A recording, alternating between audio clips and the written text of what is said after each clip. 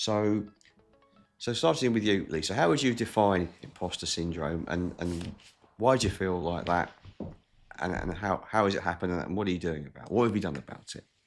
I think it's about not really feeling like you're good enough to be in the position that you're in, and having the fear that you're going to get found out. Somebody's going to ask you something, you don't know the answer, and they're going to go, oh, clearly they're no good at their job. They don't know what they're doing. I think that's the fear with it. What I'm doing about it. It's quite a tricky thing to overcome, I think, because obviously I've been through the qualification. I've had many years experience working in different companies, different sectors.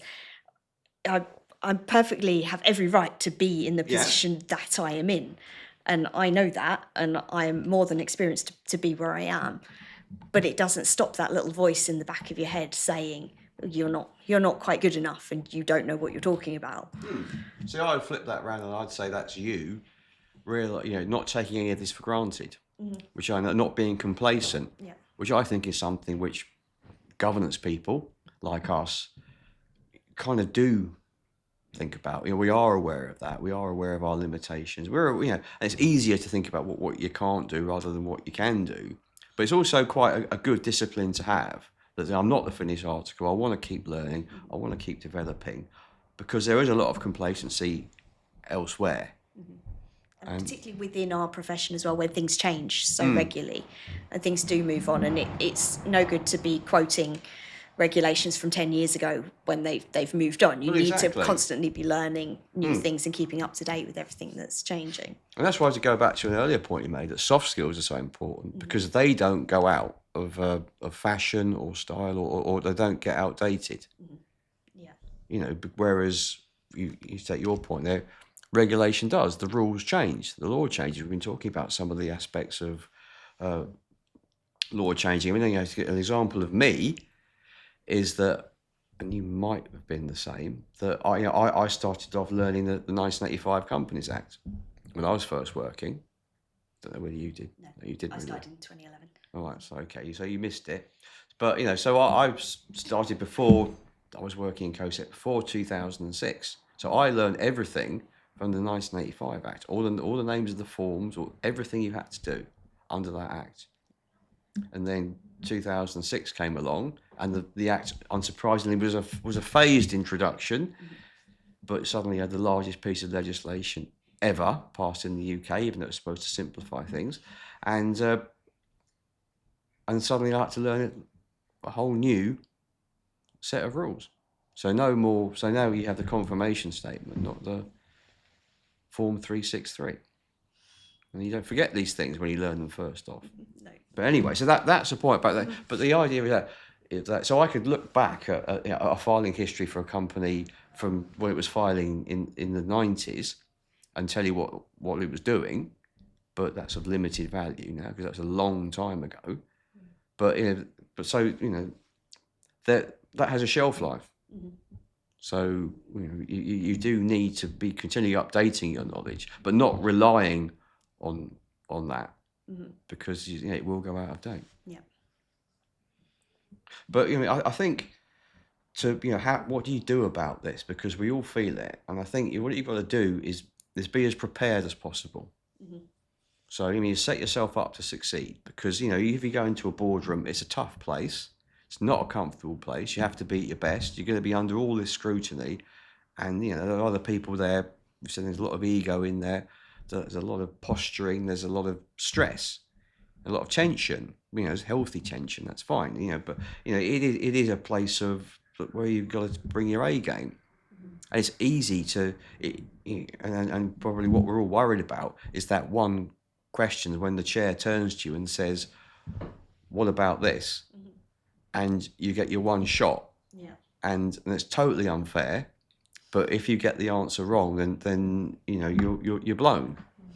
And I've had that in terms of a question I was asked was, "Are we quorate?" Now, that's a fundamental. Yeah. The chair is perfectly within their right to ask you that question, because otherwise you can't have a valid meeting. Can we start? Yeah. Oh, And, you don't ever get into that situation again. But I had to learn that, okay, I made a mistake by not checking. I assumed it was 2, and of course it was. But it isn't always 2. No. So every time I go into a board meeting now, I've got it written down on what the quorum is. So, and that way I know that at least I can answer that question. But that's been the one time I got stumped. And the one time that I realised that you have to be prepared. But so preparation, I'd say, is the main way of dealing with imposter syndrome and managing it, because we're always going to feel like that. It's just about how you manage it. But you can't preempt every question. No. So Alana, how have you found this kind of thing? Because you're going into board meetings, you're going into places which are it's a tough environment. Yeah. I mean, I do struggle with it. I think it also comes down to experience. So I think with the more experience that I have, the more experience I have in the industries that my clients are in, that will all sort of bolster.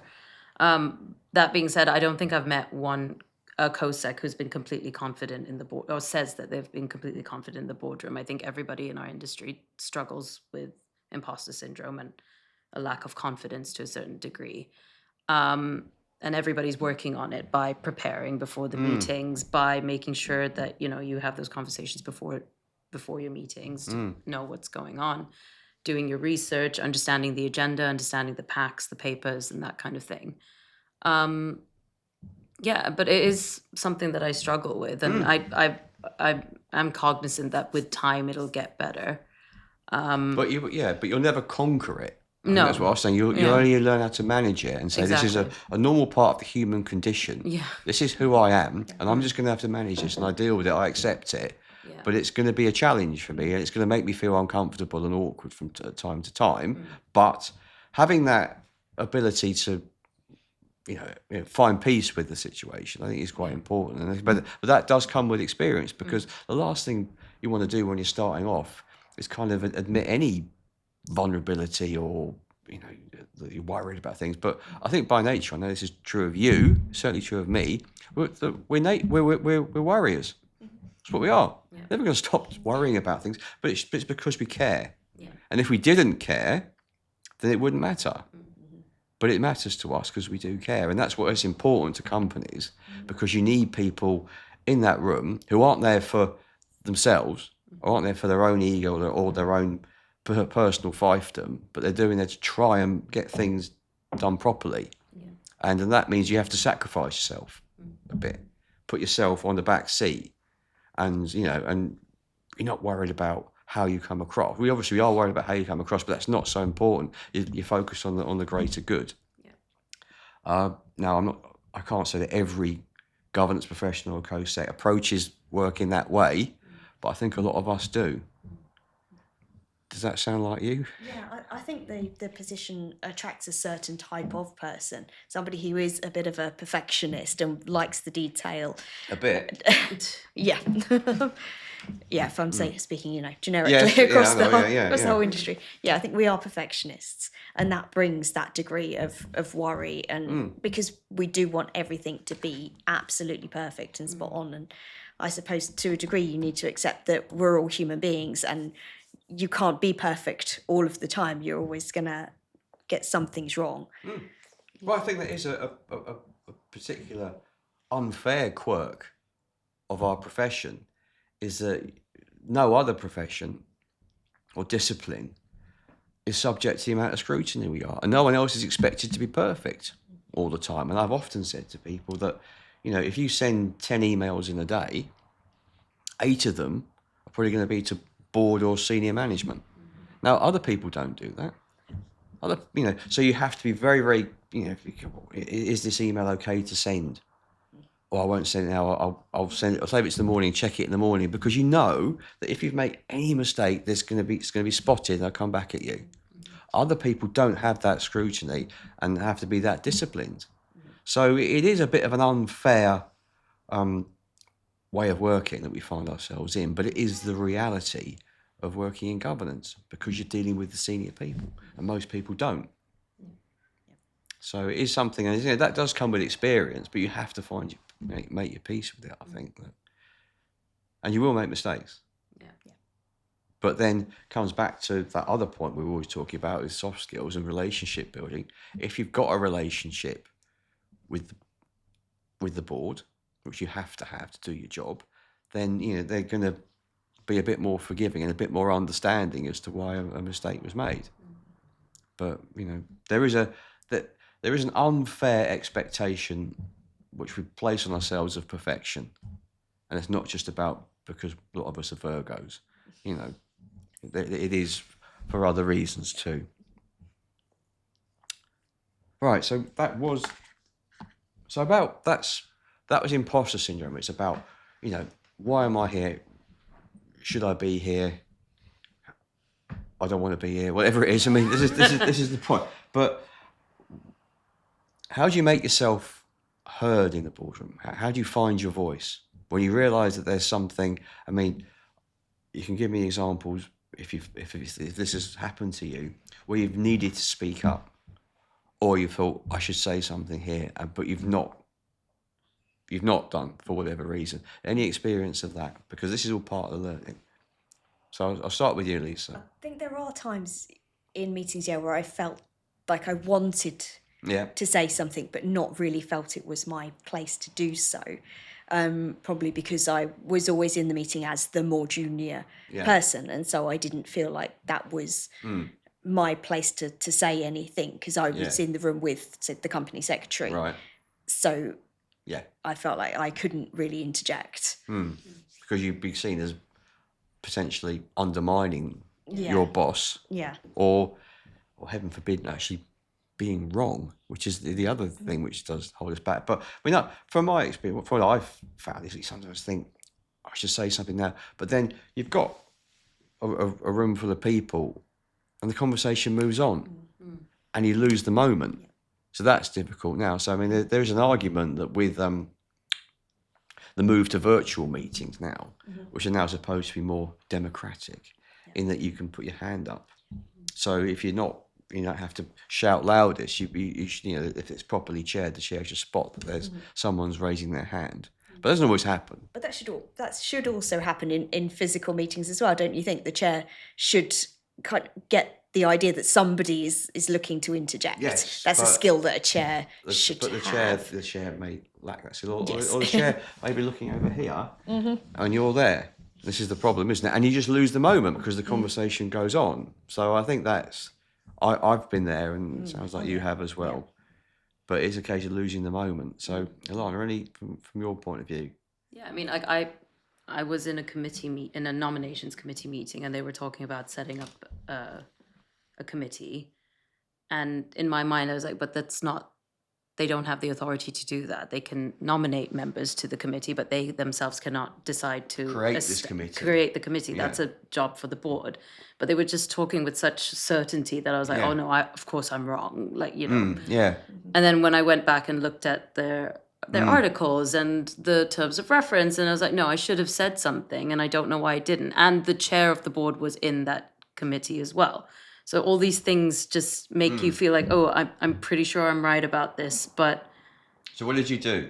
What I did, I typed up the minutes and then put a comment in there to basically say that this should be a consideration for the board. So you flagged it. I did flag it. I flagged it eventually, but I think ideally I should have said something during the meeting. Yeah, but it's perfectly understandable the fact that you didn't, because you said they talk with such certainty. Yeah, we're right. We're going to do this, and I think we've all been there. And you just think, okay, it doesn't sound right to me, but I'll go away and check it. Yeah, and you did that. And you flagged it. So what happened in the end?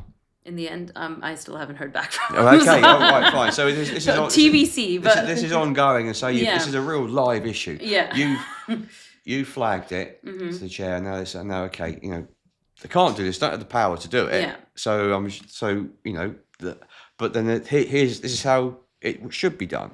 And of course, that's what we can do, is show, okay, well, you wanted to do it that way, that doesn't work, but you can achieve the same result actually following the rules and doing it properly this way. Yeah. So then we can work that out. Exactly. So in the end, you add the value, but you don't have to shout out in the meeting and sort of essentially tells other people that they're wrong. Yeah. Because nobody likes that. Exactly. And our position is often, we're more effective when we're influencing rather than, because we're not decision makers.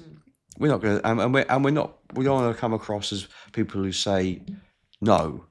You say, because what you're saying is that they could do what they were seeking to do, but just not in that not that way. Yeah, I don't think there would have been any contradiction from the full board. It's just proper process needs to be followed in case things are questioned later. Yeah, and what's the point of having a set of rules if you're not going to follow them? Yeah, because they are quite clear and they're quite easy to follow. Yeah. It's just that people forget, and of course that's where governance people come in. Is that it's our job to be aware of these things and not have it all on top of your head, on the tip of your tongue. You don't have to have that. Yeah. But okay, that's something I'll make a note, I'll go back and check, and then we can get it right. Yeah. I mean, another way of that's about speaking up, and that is difficult, But it depends. That's where you have to be reactive because something's actually said. I mean, one way that governance people can get a voice in the boardroom, because obviously we have influence over the agenda, so we, as to what's being talked about. You can have something like governance on the agenda, a governance report, for instance, and that's something that I've done in the past. And that gives you,